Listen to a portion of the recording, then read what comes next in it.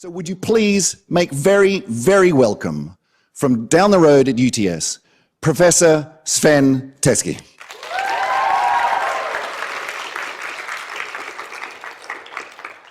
Thank you. Oh, that was a huge introduction. So, I mean, that's no pressure, huh? All right, so we have basically two different parts here. The first part of my talk is about sort of climate science. Where are we? Where is the renewable energy situation?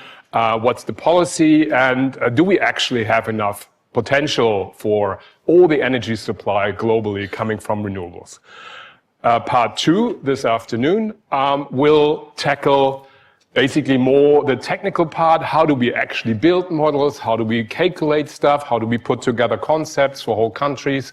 Stuff like that. So bear with me. I start with the climate science and climate change impact research, just to basically explain where we are. So this is a graph from the IPCC Assessment Report 6, released in 2021. So basically the assessment report Stuart was talking about was they come out every 5 or 6 years. So that was sort of the latest knowledge from about 4 or 5 years ago. So first we have a look, where are we? When I was at COP1, that was 30 years ago, and I was 29. So now you can calculate how old I am. So I was sort of part of the youth delegation, even though for you 29 is already old. So at that time we were at about 330, 340 parts per million CO2. We are now well over 360, 370. So is that unique? Was that never the case? And you see on the right column all the different numbers. You see that we have had times on planet Earth where we had much more CO2. Down here, and the second one here is we had up to 2,500 parts per million.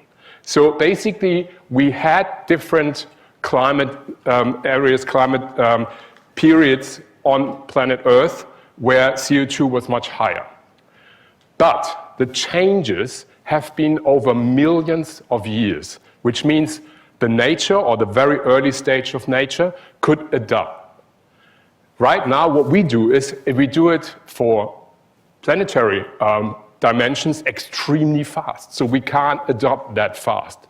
So it's not that the carbon will suffocate us or something like that if we have higher concentration, but it will warm the planet, and that will basically change the climate. And it doesn't mean that the climate will be warmer in every single part of the world.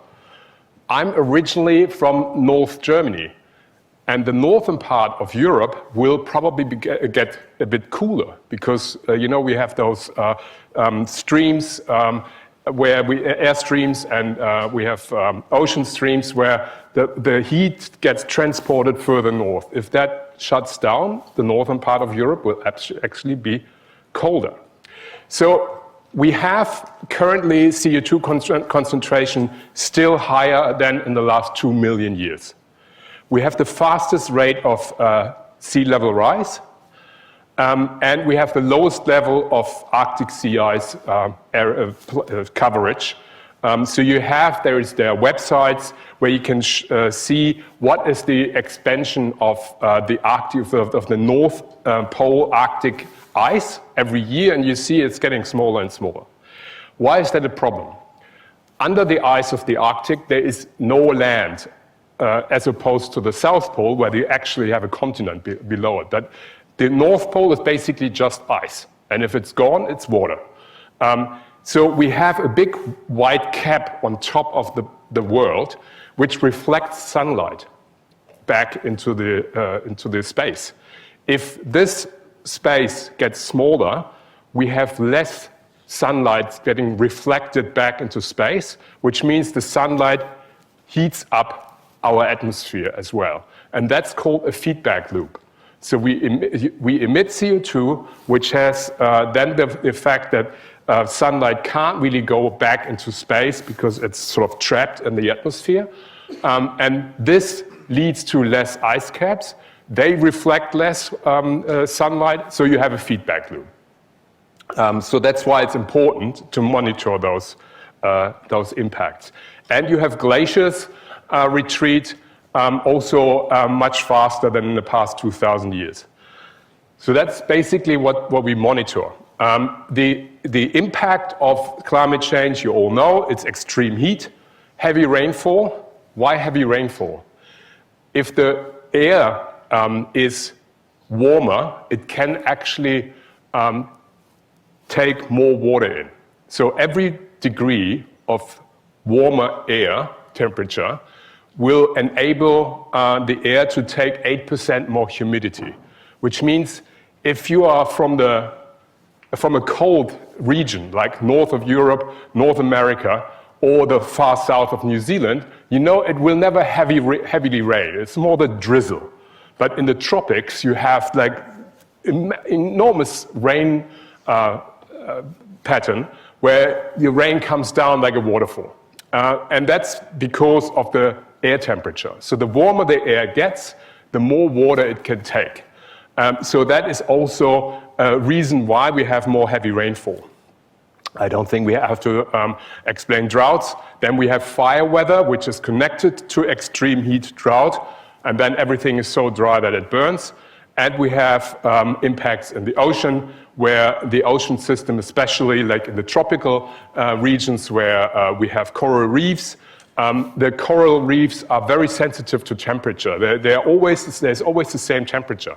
And if there's just a degree or 2 degrees more, it will basically destroy the flora and fauna in that particular ecosystem.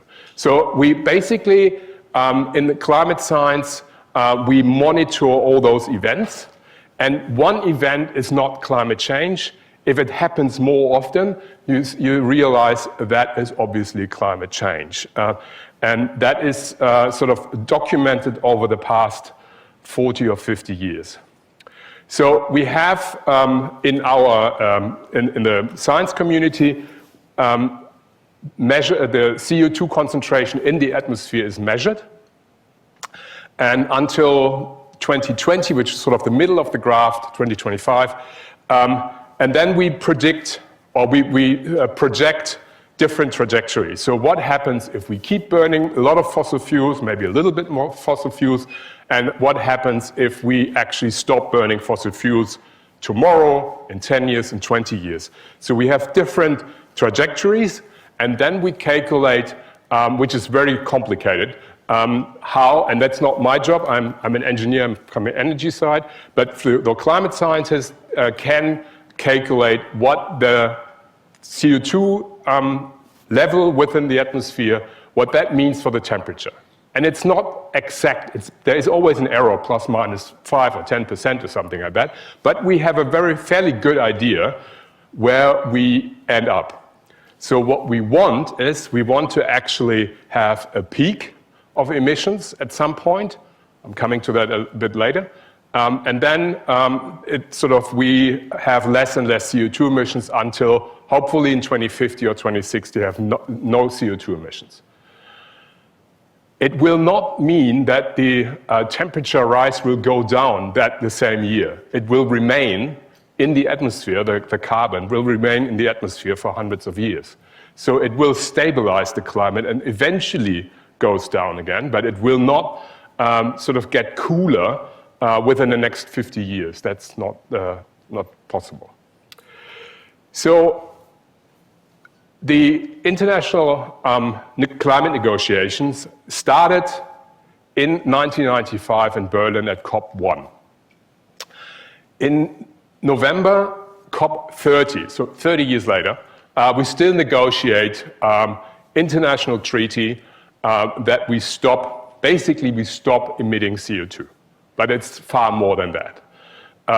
And in 2015 in Paris, there was the Paris Climate Agreement where the target was we wanted to limit temperature rise at 2 degrees or actually lower, between 1.5 and 2 degrees. What does that mean? It's the temperature we had before we started with the industrialization, that's around 1850, the temperature, the average temperature, and we are at between 1.3 and 1.5 degrees already above that. Last year we were the first time 1.5. It could be that this year we go down to 1.3, but on a longer trajectory, we don't want to increase it further than 2 degrees. Why that? Because if you increase it further and further, the impacts like severe floods, storms, everything, the whole extreme weather events get more frequent. And so basically what we aim to do is we aim to stop the warming process by first cutting the emissions of not only CO2, because there are other greenhouse gases as well, in order to stop that, that trajectory. If you're interested, wherever you live, what the climate impact are, there are websites like this one, here, where you basically log in, and then you can go to your region, your home, and see what is the impact and the different climate scenarios. That's actually quite interesting. I think it's a very good tool to actually bring home, literally bring home the message, what does that mean for us? Because it is a very different impact depending on where you actually live, in what climate zone, what country, what region. So I think that is a very interesting tool to understand where we are. So the next part is the carbon budget. So if we want to stay as much as possible under 2 degrees, we have a budget we can emit. Because we can't just say, okay, tomorrow we stop emissions. I mean, it would be nice, but it's not possible. So we need a time to actually phase out all the emissions. But what is the budget? So the assessment report also played around with different trajectories and identified from 2020 onwards until 2050, if we emit a certain amount of CO2, what does that mean for the temperature rise? And then developed basically narratives around those scenarios.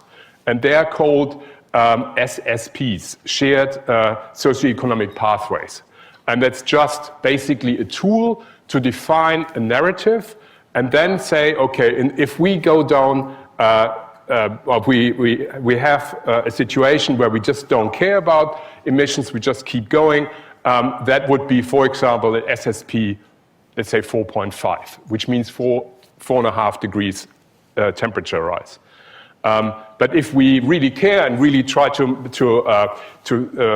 cut down our emissions, it will mean maybe an SSP 1.5. This is what I'm working on. I'm working on SSP 1.5. So stuff, what can we do in order to stop the emissions as fast as possible?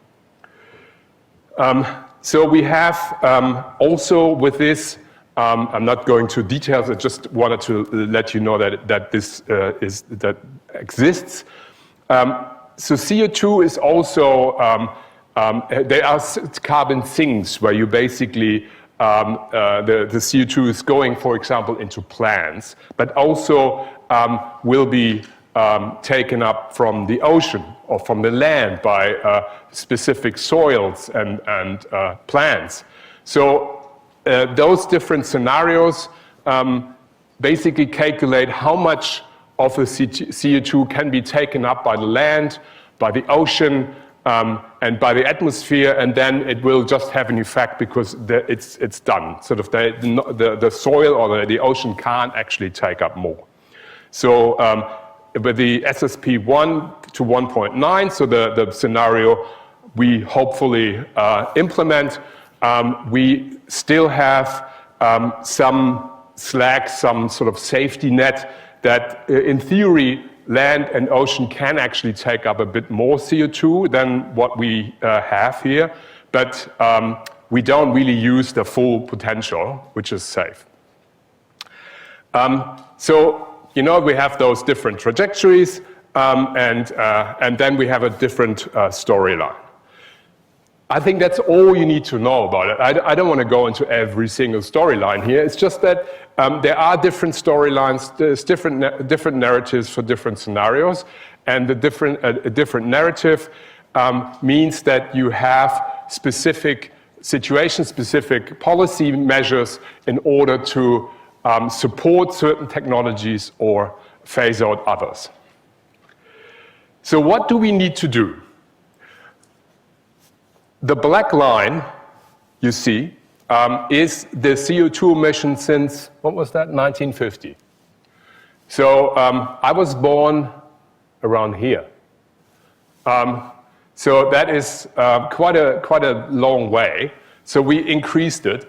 You see that little drop, that's COVID, when COVID hit. So we had less CO2 emissions, because no one was allowed to travel, and the production was sort of reduced and everything. So you can actually see that. But afterwards, unfortunately, went up again. So the projection is roughly the black line, sort of it's coming down, but when? And what we calculated, if we really want to stop at 1.5 warming, the red thing is what we need to do. So it's sort of a cliff. But there's no reason to be frustrated. I'll come to that a bit later. The energy supply is the gray line here, the dotted line. So that is basically the trajectory of energy demand on a global level. And it's very different from region to region.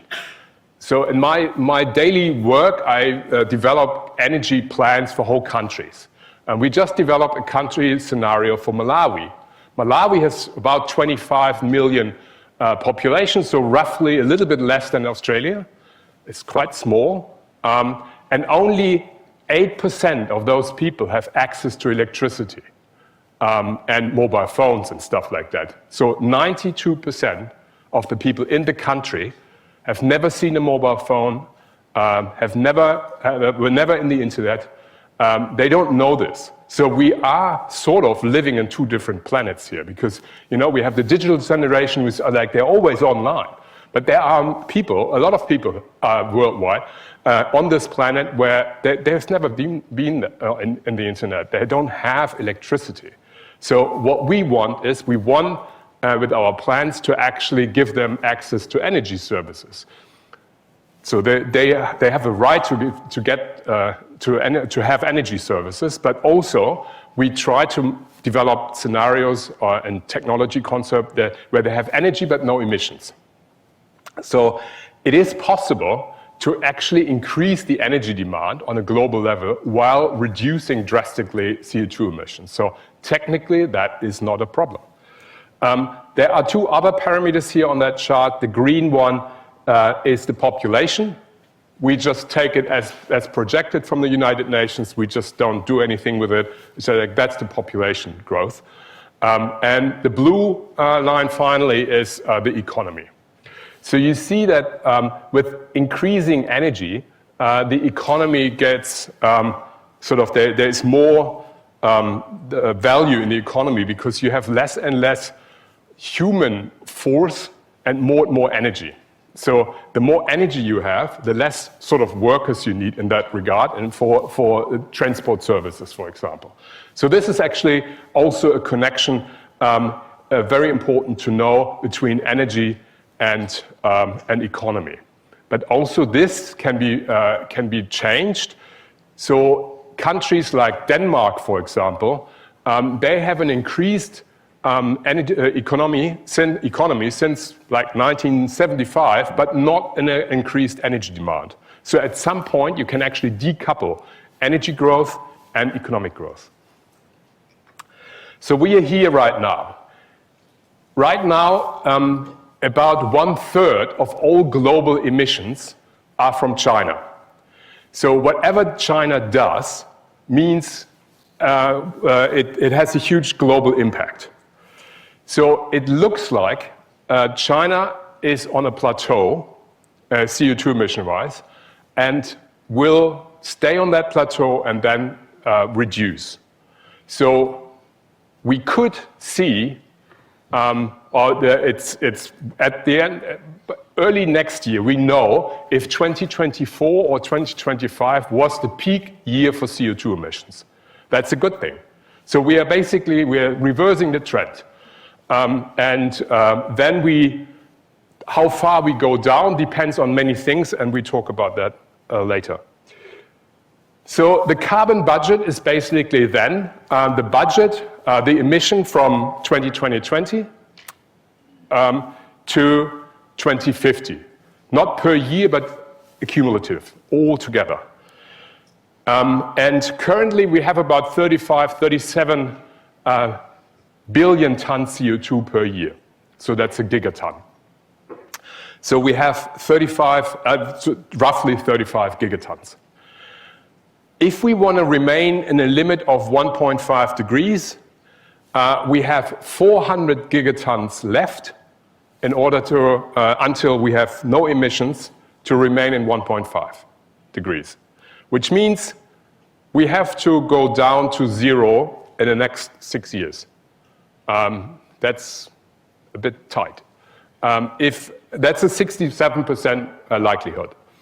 If we want to remain in that with a 50% likelihood, we have 500 gigatons. That means we have 10, 12 years to 0. But it's not in the real world, it won't be 10, 12 years. It will be 30 years because we reduce and then we have a long tail of lower emissions. That means we don't have to really reduce in 10 years to 0, but we have to spread the tail.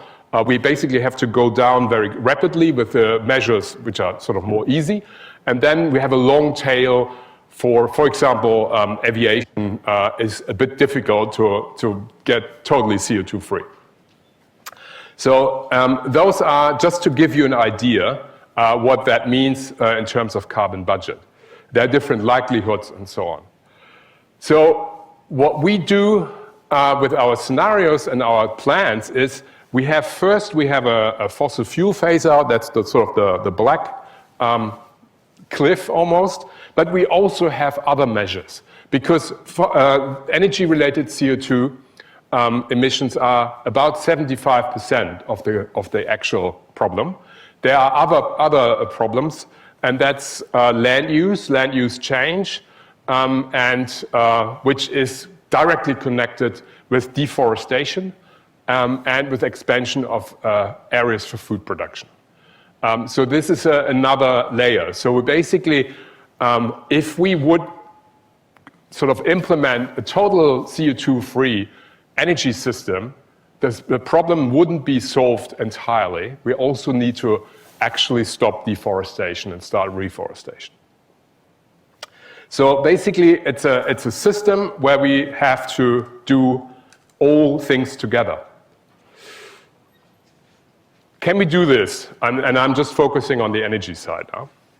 Do we have enough renewable energy potential to actually supply everyone with enough energy? Not wasting energy, but every person on this planet has a right to have access to energies. We're not saying that you don't have the right to access energy in the future, but the energy must be generated in a different way. Is there enough renewable energy potential? Well, that's the sun.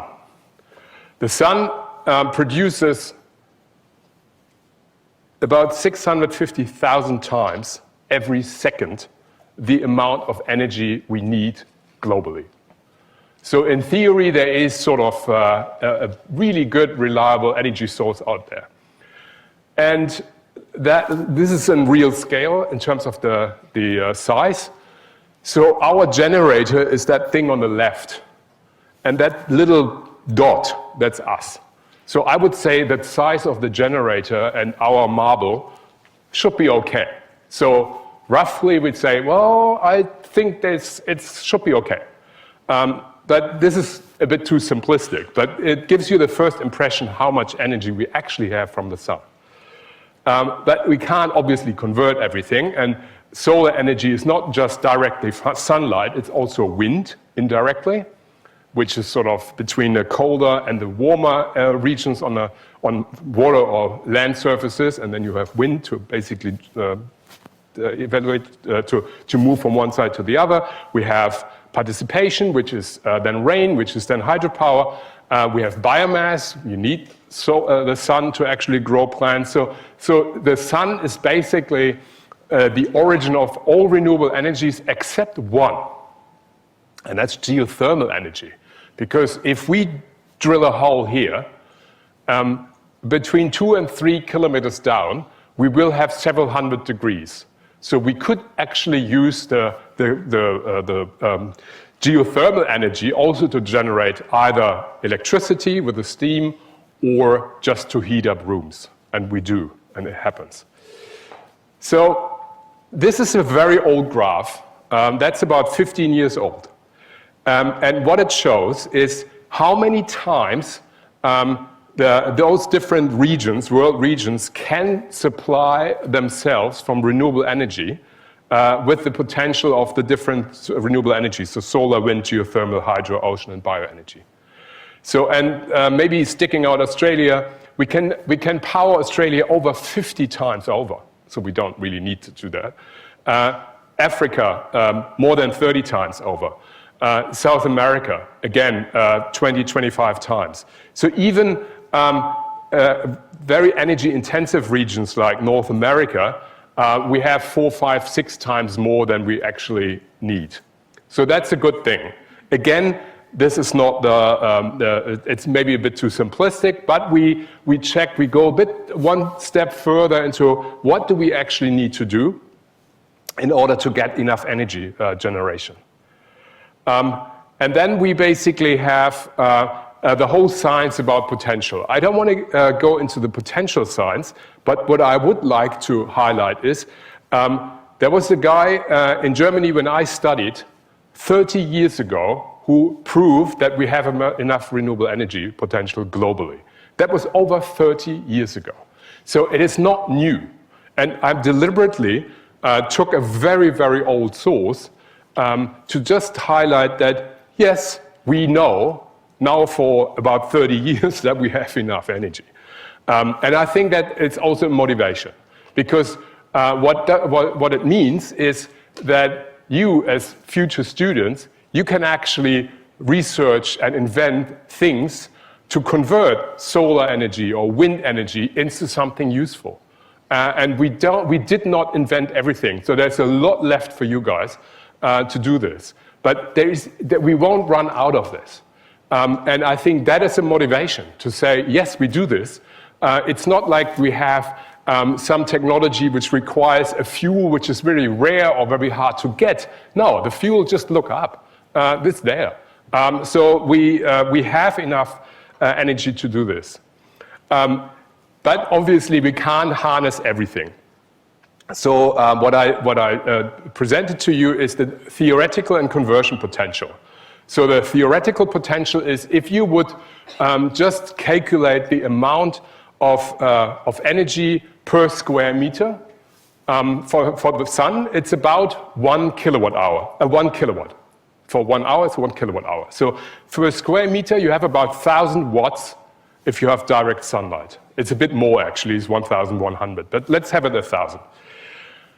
Then the conversion potential is my solar panel, for example, has an efficiency, when I was studying, of 10%, which means 1 square meter gives you not 1,000 watt, but only 100 watts.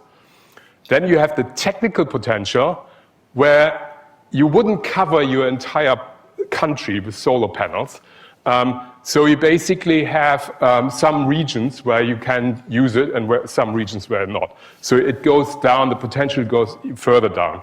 Then you have the economic potential, sort of what is actually economic, what is competitive, the price.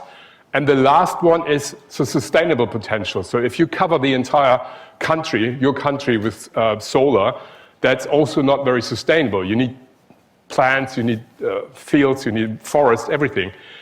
But the interesting thing is right now, in my working life, it actually changes. So the economic potential is now larger than the sustainable potential. So you basically have to limit it because it's economic almost everywhere.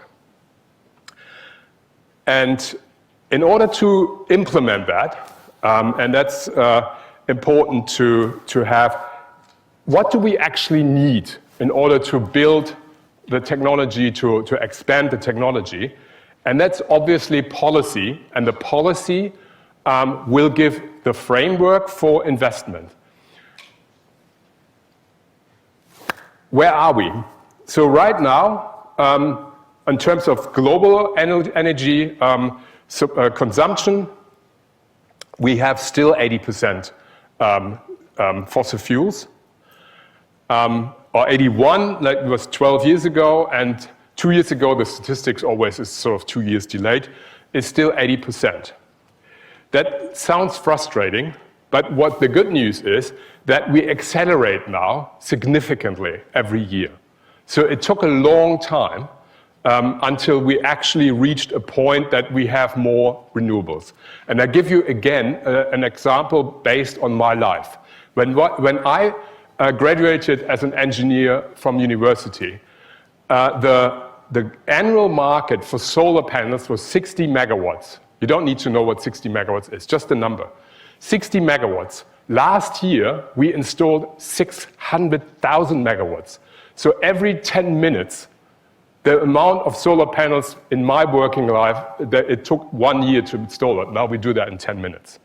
And we will have the double amount, like 1,200 gigawatts, probably next year. This year, about 700-800. So it goes really fast. And that is a good thing. So we are over the hump, and now we actually increase much faster. And solar is the leading technology in that regard because it's the cheapest. Why is it so cheap?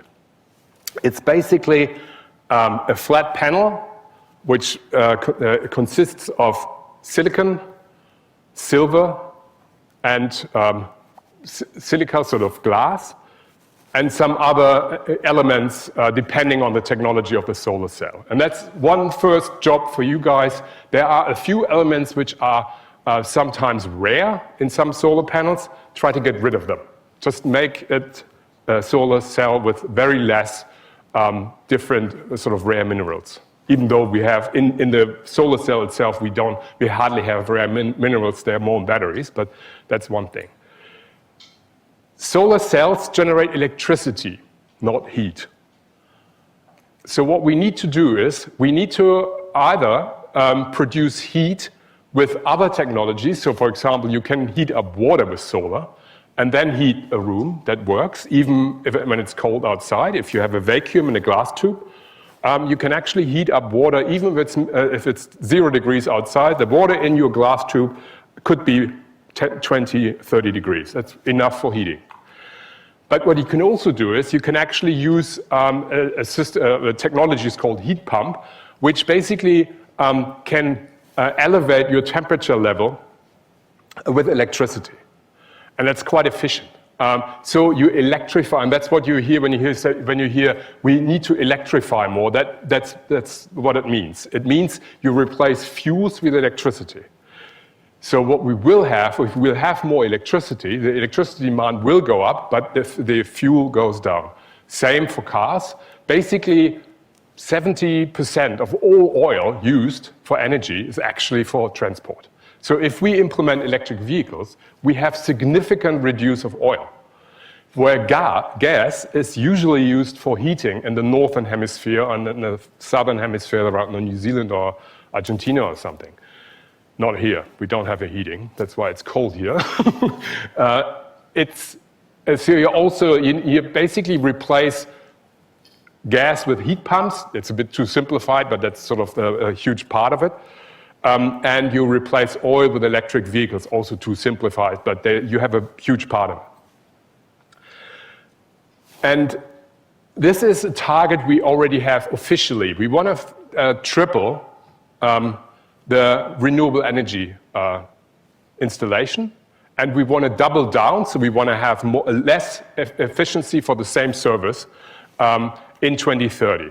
So we are right now at about 5,000 gigawatts, sort of if we add up all the new installed capacities, and we want to be at 11,000. So that's actually not too bad. So we're not totally on track, but it looks quite okay. Why is that? So we have different measures, and this is a map for energy policy. So one of the measures is you make carbon expensive. So it's a commodity. That won't solve all the problems, but it helps in the policy mix. And there are either targets for net zero. So it's like Australia has a net zero target that we say we still emit something in 2030 or 2050, but we have carbon sinks increased, for example, reforestation.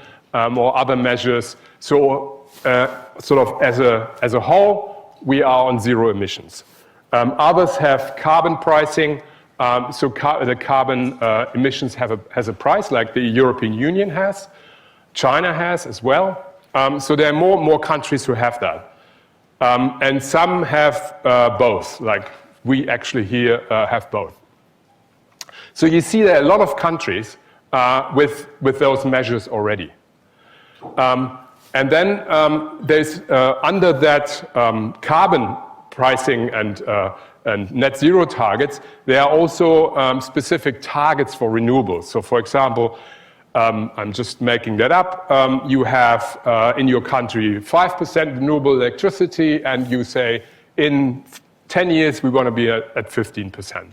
So all those different colored countries have a target for renewable energy percentage.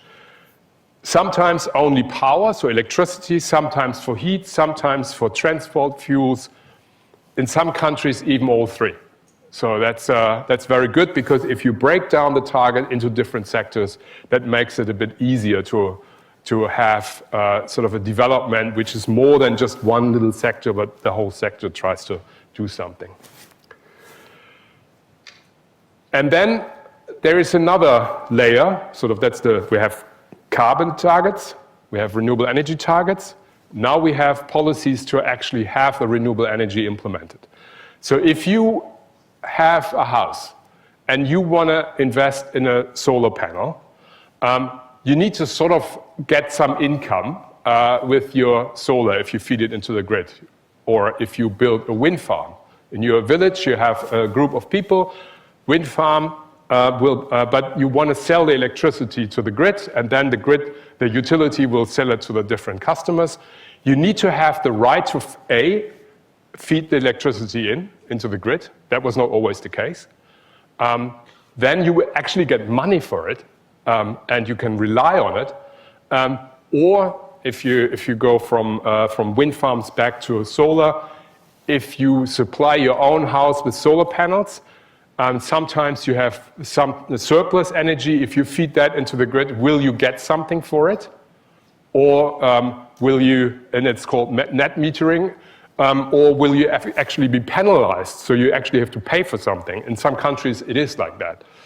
In Australia, you get sort of close to nothing for your electricity if you feed it into the grid, which means a lot of people put batteries up to store it. But that's a lecture in itself to explain that. But I just wanted to highlight there are different levels of policies in order to implement specific measures. And then how much is actually invested? And I have to say, and that's also one of the reasons why I'm very confident, China was the highest increase in emission, but has by far the highest investments in renewables, which means China is actually globally leading in this industry and pulls other countries with them, because that has an effect, because China is like almost 18% of the world's population. So it has an effect on other countries, and that's a good thing. So basically, we have an increase of investment in renewable electricity over the past 10 years. And if you see, we were at about 110 billion in China only 10 years ago, and we are more than at around 300 now. So that's almost tripling the amount in only 10 years. So that's a good thing. And then I'm almost there with this part. So where does the money go? Solar photovoltaics is the main technology where we basically have investments. That is due to the fact that it's you can mass produce it, and it's relatively simple. You basically have a flat panel, and you go get sun in, and you get electricity out. The technology is sort of a bit simplified, the reverse thing of a monitor. You put electricity in, you get light out.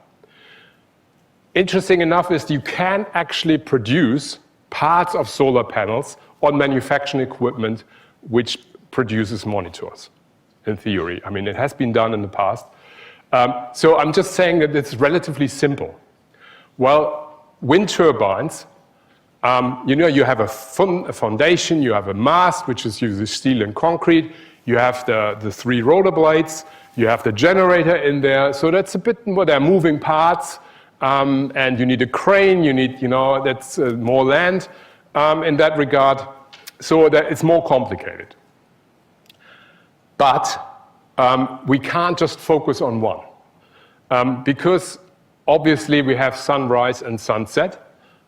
So and it never comes as a surprise. Sometimes you hear people saying solar is intermittent. Intermittent means it suddenly stops. Well, sunset usually doesn't come as a surprise. You know that. So you know that if sunrise is at 5 p.m., I won't have solar electricity from 4:45 p.m. onwards. And you know that every day, exactly when the sunrise and sunset is. So it's good to have other technologies that jump in, like wind. Quite often, wind picks up after sunset. And so you can combine it. At some point, you obviously need to store it. But if you want to reduce the amount of storage you need in order, if you would have only solar, you need a lot of materials, resources to build batteries. So if you have another generator, you reduce the amount of batteries. And that's, again, a research field for years to come to see where's the optimum, how can we have different storage technologies. It's just because there are so many different technologies to store electricity as well, or heat, so that it's a whole cascade of different technologies. There is so much still to do in order to find out what's the best combination, and it always depends on a specific climate zone. So if you're here in Sydney, it's different than, let's say, in Perth, and it's different than in Darwin, because it's tropical there. So it's different from country to country, from region to region. And this is sort of also a very motivating graph, I think. That's why I always show it. The yellow thing on the left side is the investment in renewables, and the gray is non-renewables. And you see that over the past 10 years, it went from 50% renewables and 50% fossil fuels to 80% renewables and 20% fossil fuels. So we are getting there. The fossil fuel companies invest still close to nothing to renewables, but other companies do. Why is that fossil fuel companies don't really invest so much in renewables? It's not that I'm not going down, so it's all evil or something. It's a different business concept. If you are a fossil fuel company, it's like dig it out, pack it, ship it. You dig it a hole, you get the fossil fuels out, you pack it, and you ship it. If you build a wind turbine, that's engineering, that's technology. It's a totally different industry. It's just by accident, it's both energy. But if you actually look at it, a TV screen manufacturer is so much closer to the solar industry than an oil industry. So that's why for them it is really difficult to change, although it is possible to change. In Finland, there was a company producing rubber boots. And for years, when I was a kid, I had rubber boots from that company. And the son of the owner of that company was really interested in mobile phones. And he said, oh, I produce mobile phones, not rubber boots. And he did, and he was the market leader for mobile phones 10 years ago, and then, or 15 years ago, and then they missed basically the touch screen. The company was called Nokia. Nokia was a company for rubber boots, and they actually pivoted, they changed to mobile phones. Has nothing to do with each other. So it is possible to actually rebuild a company from a product to another which has nothing to do with each other, but you really need to want. Nokia is, by the way, the name of the city in Finland, which is sort of about 200 kilometers northwest of Helsinki. Unfortunately, they missed the touch screen. They didn't really get it. And now I think they still exist, but they are sort of not really relevant anymore. And that's basically the last thing for this lecture. You see that on the left, the energy demand increases, which is pretty normal because you have more and more countries who have more access to energy. We have more people. The fossil fuel stuff is still pretty stable. But over the past 3 years, the renewable energy part grew 9 times faster than the increase of energy. So we see the beginning.